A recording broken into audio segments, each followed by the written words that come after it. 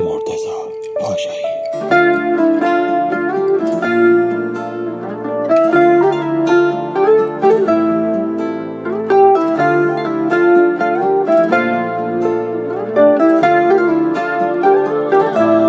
سهم من از تو شده حسرت، دردای عادت، کابوس و وحشت، عشقم کجا رفت؟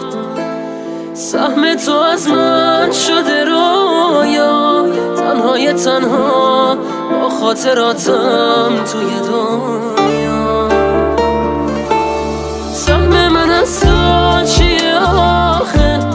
دنیام سیاهه، دل بی گناهه، بی پناهه. سهم تو از من شده دوری، خیلی صبوری، مثل من زنده بگوری.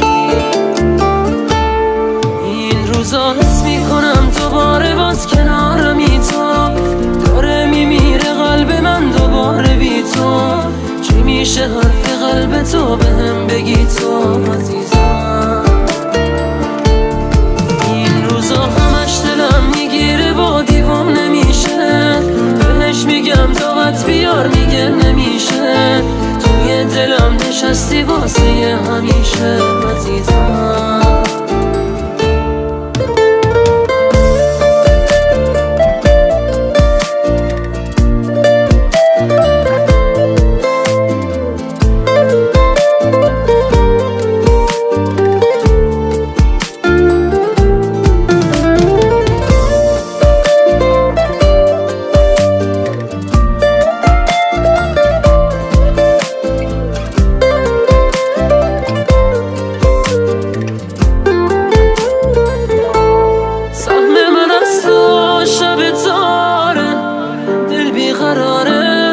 بارون میباره دوباره، سهم تو از من چه خیسه، واسط عزیزه، عشقات رو گونه میریزه. سهم من از تو یه ستاره، دل پاره پاره، آروم نداره دوباره. سهم تو از من دل خونه، یا شیونه، تنها میمونه میدونه.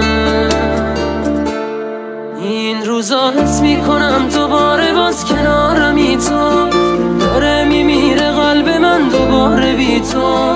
چی میشه حرف قلب تو بهم بگی تو عزیزم؟ این روزا همش دلم میگه